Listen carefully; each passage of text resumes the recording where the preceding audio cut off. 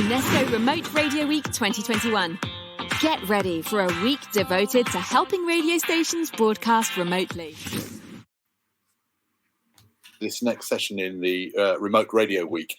With me today in the studio, we have Bala, Murali from Astro Radio, Steve Ahern from the Asia Pacific Broadcasting Union, and Gary Kline from Kline Consulting. Welcome, one and all. I'm Dr. Lawrie Hallett, based here in the UK. And we're going to start by moving over straight to Malaysia with Bala. Very good afternoon to you, I think, where you are. Perhaps you'd like to introduce yourself and tell us about your experiences in remote broadcasting. Hi, my name is Bala. I'm from Kuala Lumpur, Malaysia. We operate 11 FM radio networks here in Kuala Lumpur. And currently we have almost like 132 transmitters turned on right now. And when you say as part of the remote, I can take your experience for the last 12 months. How we operate remotely is like most of our announcers 100% work from home, and we only had one engineer per shift at the control center. Just give you overall brief how we operate. Shall I elaborate further? Yes, please. That would be very helpful. Thank you. Okay, what we exactly did was like we try to simulate the on-air studio at someone's house. So it's going to be like first 1 week was very challenging for us because most of the announcers per se, they don't have a computer at home. That was our biggest challenge. Second assumption was we assume all of them have a broadband or internet connectivity at their home. Unfortunately, that's not the case. So most of them only rely on their mobile network. So what we did was like to put the content on air. To start with, maybe they start recording their voice content just using the simple phone, and they transfer the audio file back to someone who has the computer and the internet connectivity. So being said that the producer of the show curated the whole entire like morning shows, like 6 to 10. That's how it's been done. And what we did differently was we tried to virtualize all the automation systems so that whoever have a computer at home, they can see the studio directly, like how the screen appear in the studios. That's one. And as part of the console, we automated 100%. So like they don't have to press on or off, whatever. All we fully automated for them. Then on the second week part of it, we decided to cannibalize some of the studios. We have 11 network here, and we have 4 more spare studios. So we cannibalize 2 studios, and we send some of the studio equipment to the announcer's house so that they can run the show while we're waiting for the next phase of equipment to arrive. So that was like how we maintain the stations by hook or crook. We made it on air. That's why we are right now. But right now, for the last 1 month, things are loosened up in Malaysia. So announcers start coming in. But we do split them. Like, for example, like morning show, they have 3 announcers. So we only allow 1 announcer in the studios, and the other 2 remain at home. Great.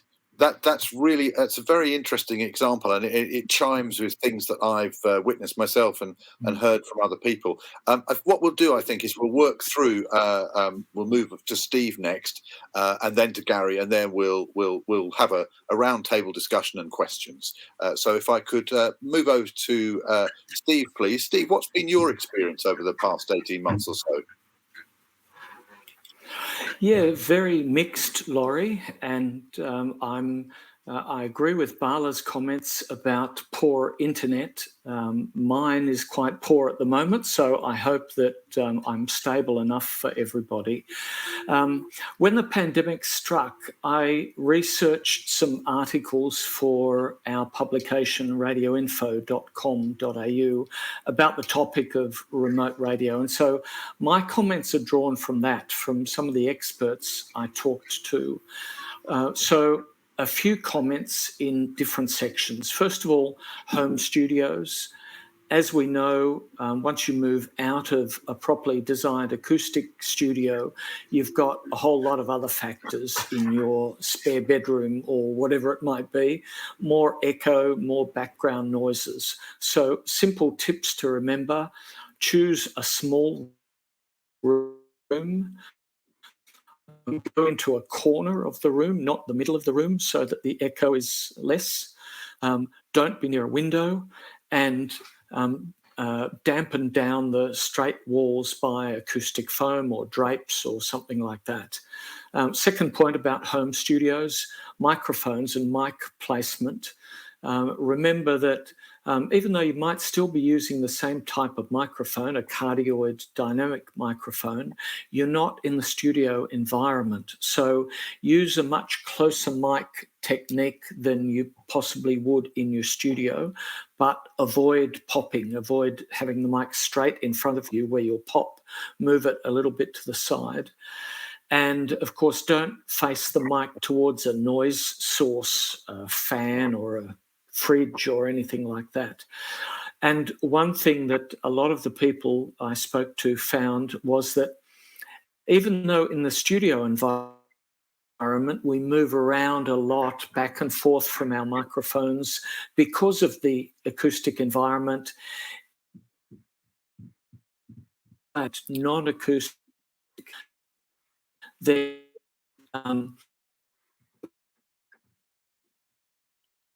Steve, I think we might have to come back to you, I'm afraid.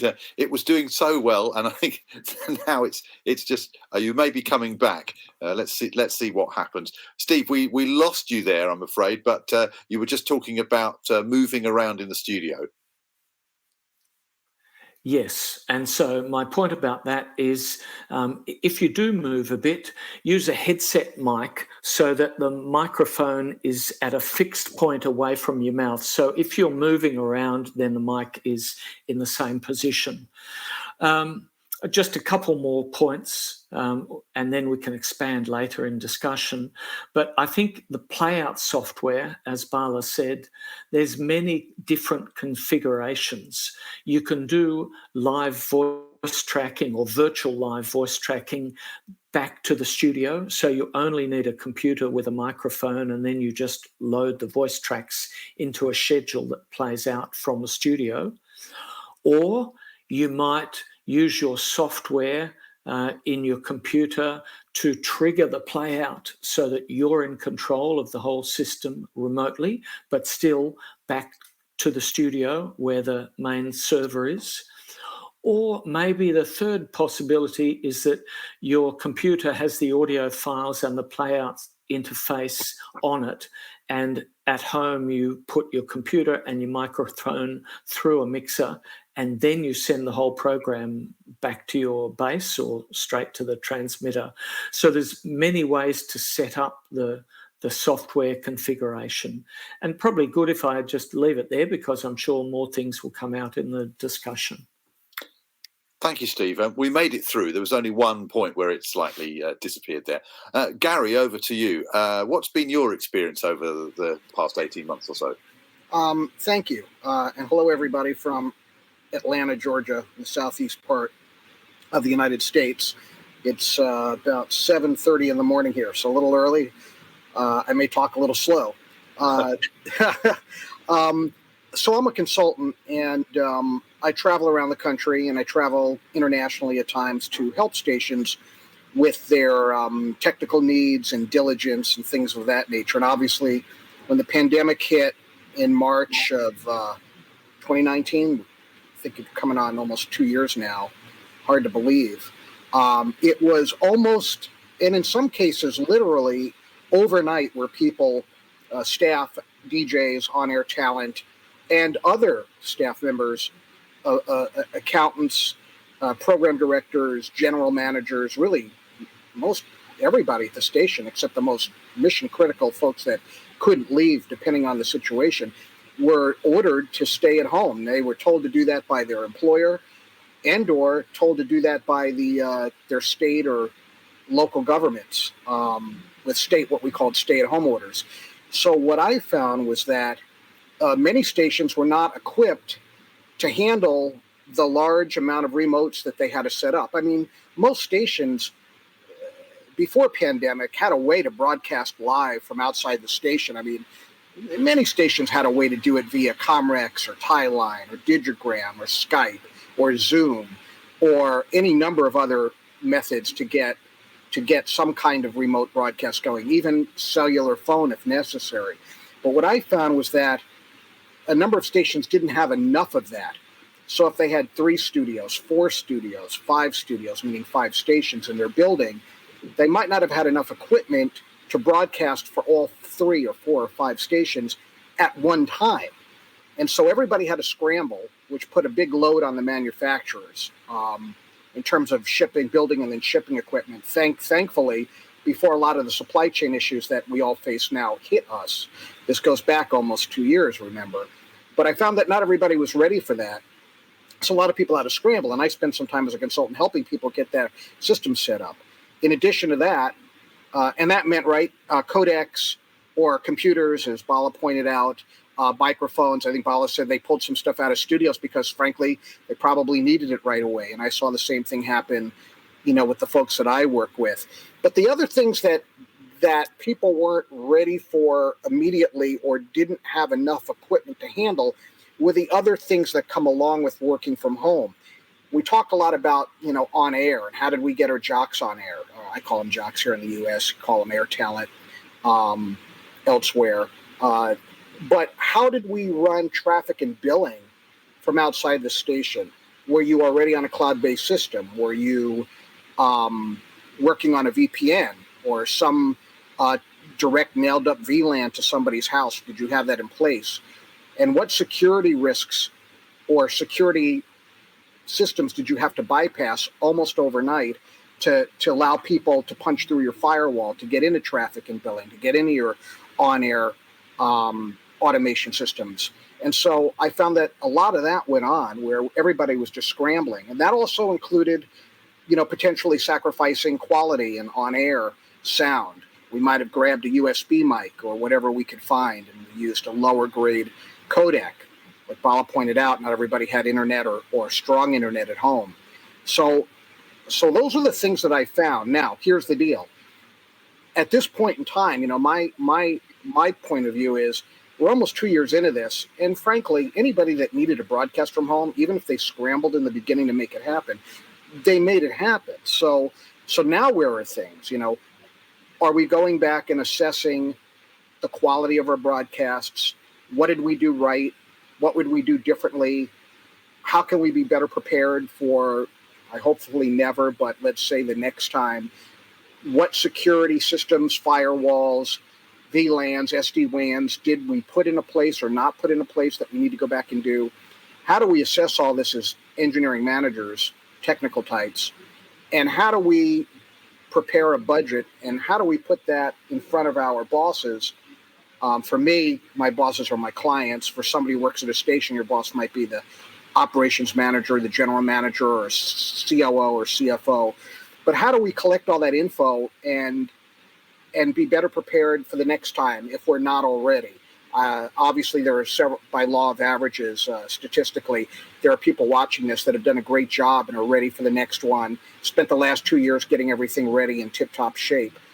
But for those that haven't taken a moment to do that or haven't had a chance to breathe to do that, it's my suggestion that you start thinking about that. So those are some of the things I found at a higher level. I mean, we've had great people on this call to talk about microphone technique and, what piece of equipment to buy, and I could talk about that.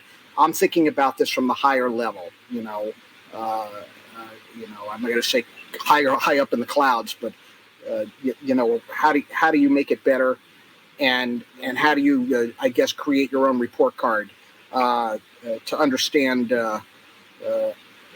where things are in your facility. And there are different, by the way, I'll also add that these things, what I just said, varies based on you, meaning if you're a single station in the middle of, I don't know, some small town in Ecuador, how you dealt with the remote aspect and how your staff operated and based on local laws and jurisdictions and when you were allowed to go back to work is one thing.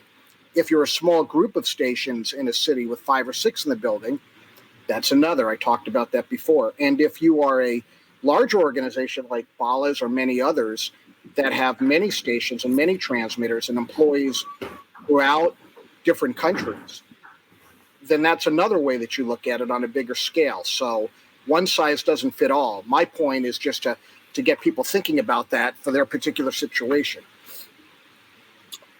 Gary, thank you. That's a great overview, looking from, if you like, looking top down, and we've seen some ground up ideas from Steve and a really good example from Bala in Malaysia. So thank you all three very much. I've got a few questions to ask the three of you, and I'm sure that you may have questions for each other. So please do feel free to come in. There's an old saying, Gary, which I'm sure you're familiar with, which is about fail to plan means you're planning to fail. And so planning, I think, was something that a lot of us didn't have the luxury of at the beginning of this, because it was such a, if you like, a bolt from the blue, something that we really weren't expecting. And I'm pretty certain that nobody was really expecting it to go on for as long as it has. But of course, from adversity comes potential for change. Bala, if I start with you, you talked about having 11 radio networks and 132 transmitters. That suggests to me that you've got an awful lot of presenters that you would be working with, but you only had 4 studios to cannibalize. So in those early days, how did you manage to allocate your very limited resources? Did you do it on the basis of your, if you like, your premier stations, or did you do it in terms of where physically you could get equipment out to presenters easily? I think you're muted. I beg your pardon. Yeah. Sorry. Okay. What we did was for each of the show there is a producer. So our main concentration is we try to equip the producer with the necessary computer and tools, whatever software required, so that all the other contributors, all the announcers as a contributor, so they record their voice segment and send it to the producer, so that the producer can repack it into the studio system. So by that, so we don't have any security issues to address with. So they only access the screen via virtually. If worse come to us, if anyone trying to attack, they only attack the virtual screen. They cannot access to the back engine of the broadcast. So we approach all the producers first, and some shows we don't have a producer. So what we did was we did some juggle between the announcers. Some announcers who are scheduled to go live in the morning, we shift them in the noon so that they have a better connectivity. And one of the biggest challenge which we had was most of the announcers, they stay in a very high-rise building, where even in high-rise building, the mobile network are not that super efficient. Sometimes to transfer maybe 100 meg file, it takes them more than 30 minutes. So we cannot use the kind of network. So what we did was we purchased the mobile network, mobile data, some kind of devices. We managed to get it because we have one of the telco which is supporting us. So we purchased I think more than 50 units and sent it to whoever have internet connectivity issues. So we addressed the first issue. Then subsequently the computer. Not everyone has a computer at home. So whoever don't have the computer, then we try to equip the computer with necessary software for them and necessary recording software for them to record their voice. Then after the second week, almost all of the announcers able to record their voice segment and edit.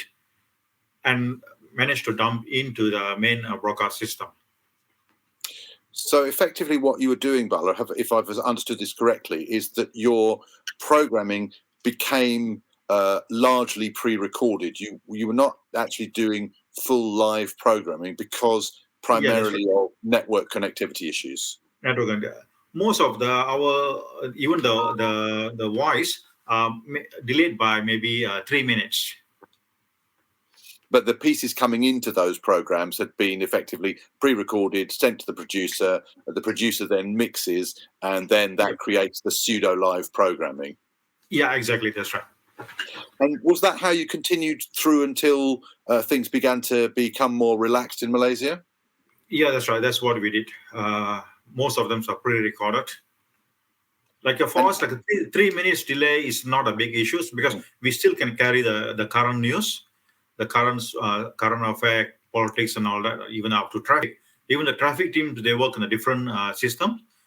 I'm talking about radio traffic as a vehicle movements and all that. Even they also did the same approach, and their segment comes in just like as soon as the announcer finished their announcement, then the traffic comes in the picture.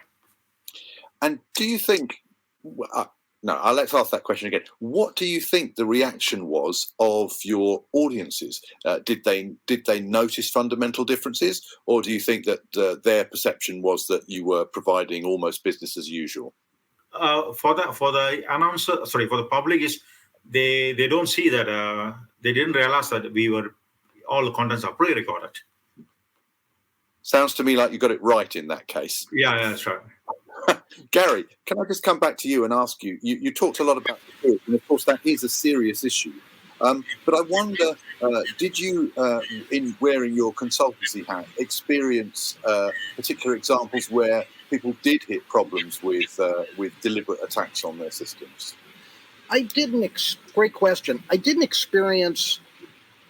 Trying to make sure I'm not forgetting anything here because it's been a while, and I did sleep once or twice in the last couple of years, but I don't think I ran into anybody that I know of that had an attack that I can point my finger and say, yeah, they got attacked. I know of some major ransomware attacks on radio stations and radio companies in the United States in the last 18 months, that including one about 2 months ago that took down a number of radio stations and billing systems and cost millions of dollars in damage.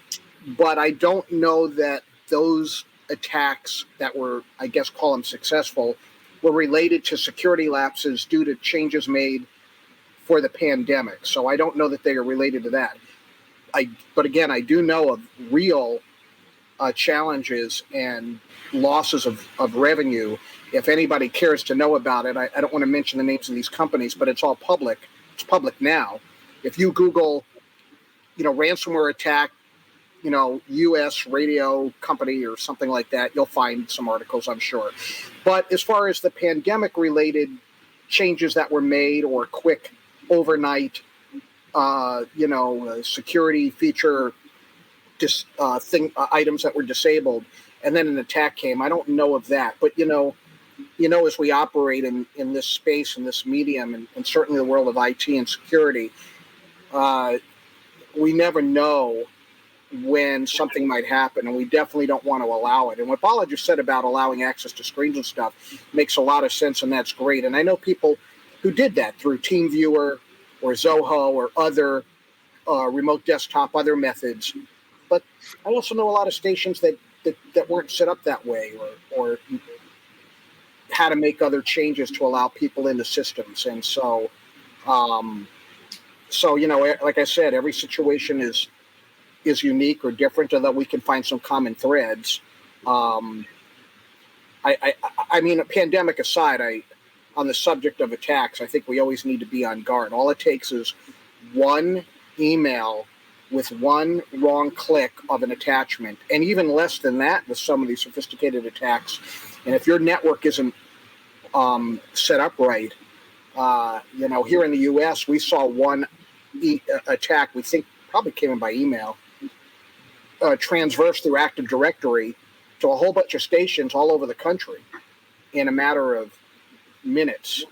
And depending on who properly isolated their on-air systems and automation playout, they went down. And then depending on who had backup or didn't have backup, they went down. I'll tell you that some of the stations I work with, obviously maybe had some live programming where they had to have some IP-based or hardware-based, IP-based codec, like a Comrex to transmit back to the radio station. But I also worked with a lot of stations that either did or switched to voice tracking, where they simply recorded files at home and then transferred those to the system at the radio station, whether they did that manually for an FTP client or through some remote voice track client that their automation company provided. And I think that was a little bit more, secure and less susceptible to attack. And frankly, I see a lot of people doing that now, continuing to do that. I think we've touched upon this, but the changes that were made in the workflow and the way that we do things, some of that's sticking. In some ways, we're not going to be going back to what we had before. I know people that are not coming into the station, even though they're allowed to, and they've been vaccinated, and they're not really afraid to come back in, except, hey, I can do this from home. And I'm allowed to do it from home, so guess what? I'm going to do it from home. Production, on air. I know I've seen some businesses set up where there are people, call them consultants, that will do your traffic and billing from their house now, and now they're doing it for several, for other companies because, maybe due to staff reductions or whatever, they find this very helpful. Before we might not allow that. I see people still selling via Zoom, and where before we would think that was like not even something you'd ever consider. You always went out and visited your client, or you tried to, certainly have a relationship with somebody in person. More things are now being tolerated over Zoom or Skype or whatever it is you like to use. Blue Jeans, Microsoft Teams, whatever your preferred choice of video conferencing is. I see a lot more of that. So, that's another thing to think about. Thank you. Absolutely. And I think your point about security is well made, because it, as you say, it only takes one slip for people to encounter some really serious problems. I'd like to just say hello to someone who's put a message in. This is from Raj Elixir. And Raj says, hello, how did you manage to handle live on air from remote locations and home studios? Perhaps that's something that Steve might like to comment on. Yeah, thanks, Lawrie, and hi, Raj. Good question. I think my first segment was an illustration of one of the problems of handling live, and that's the inadequacy of internet services. And let's not forget, we're talking about radio. Broadcast radio has spent decades making sure that it's robust, that the transmitters keep going, there's lots of backups, etc. Mobile phones, internet have been around for 1, maybe 2 decades. They haven't had the same kind of imperative to build robust systems. So when we as radio broadcasters are using their systems, we're using a weak system. So ideally, if we have time to think ahead, we should be installing direct broadcast lines these days. They're IP lines, but a few direct lines, and buying dedicated space in hubs and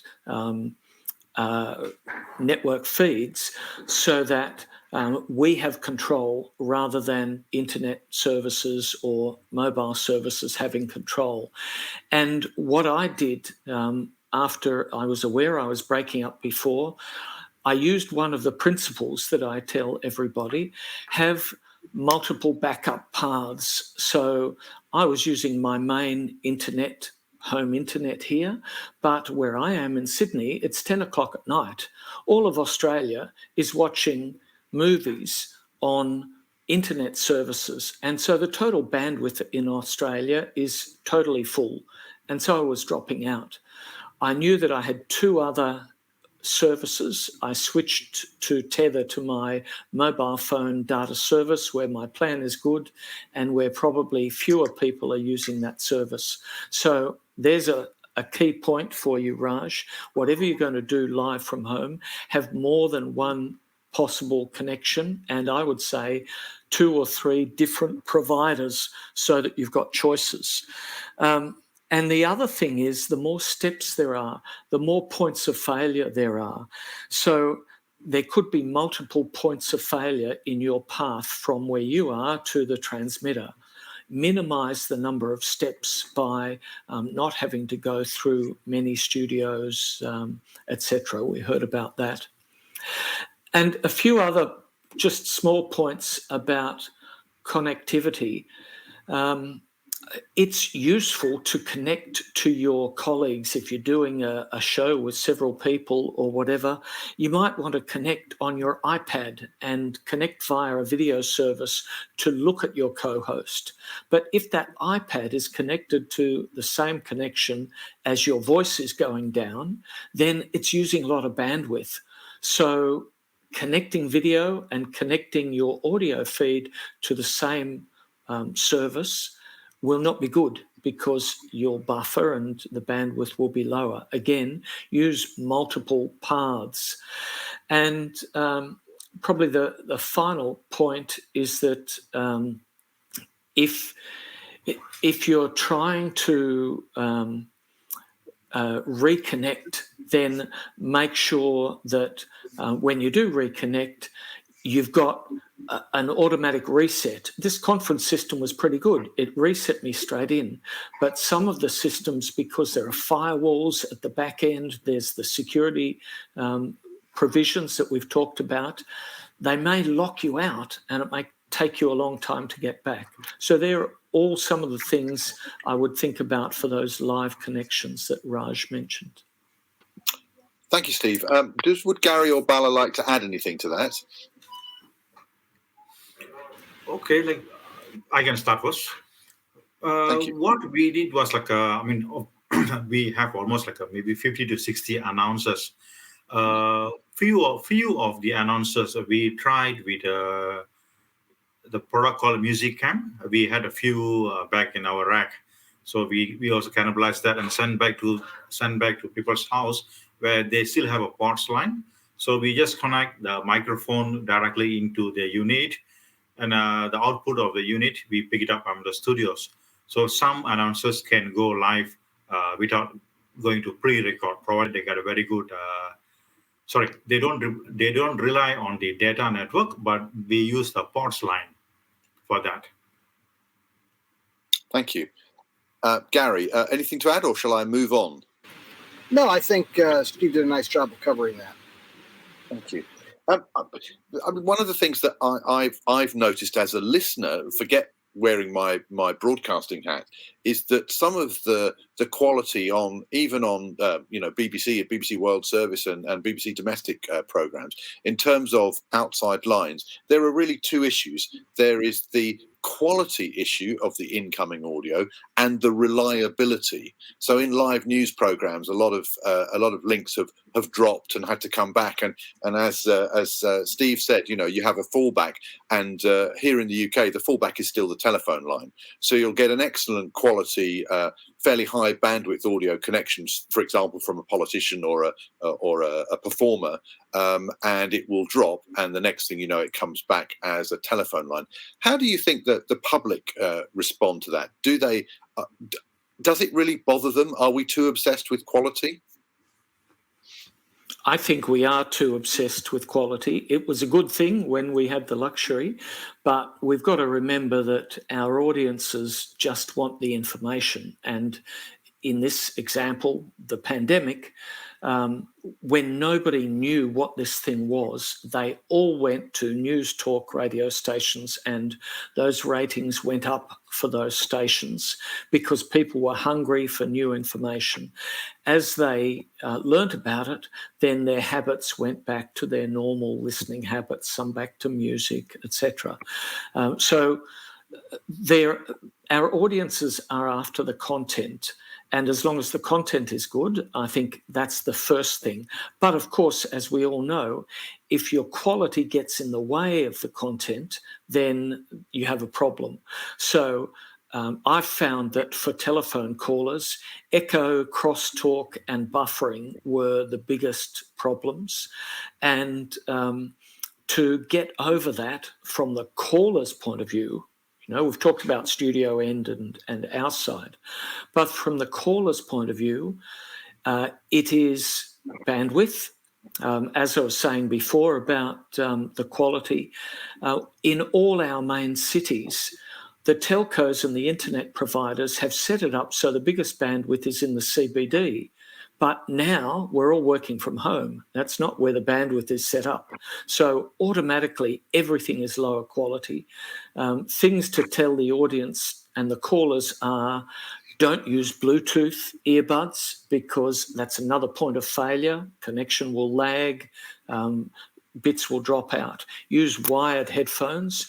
Use a microphone that you can put reasonably close to your face, not those big Dr. Dre headphones where the microphone is up there near your ear, and follow all the key principles for bringing callers in that we've known for a long time, but we've kind of forgotten with these new technologies and new phone lines. So let's go back to those good quality principles to make sure that the phone line is as good as it can be under the circumstances. I'd like to ask one question before we start to wrap this up, which is about one person working, something that Bala said right at the beginning, having one person in a radio studio complex. What are the issues that run up with that? Because I certainly know that my organisation was very concerned about having individuals working in high-tech environments in case something went wrong. How did you cope with that, Bala, first of all?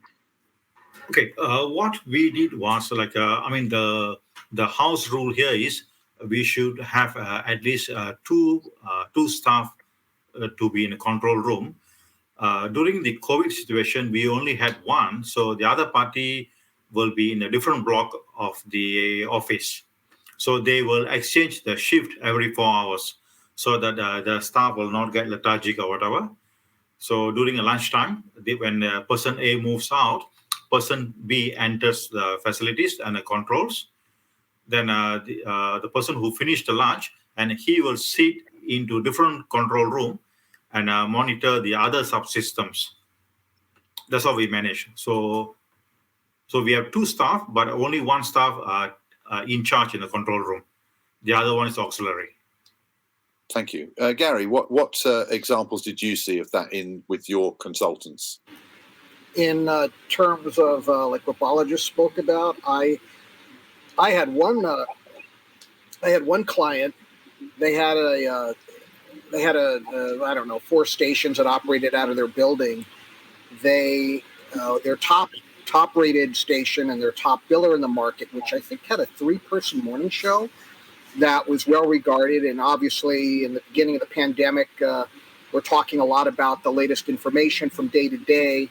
And it was just really important that they come into work. They didn't have all the equipment to broadcast from home.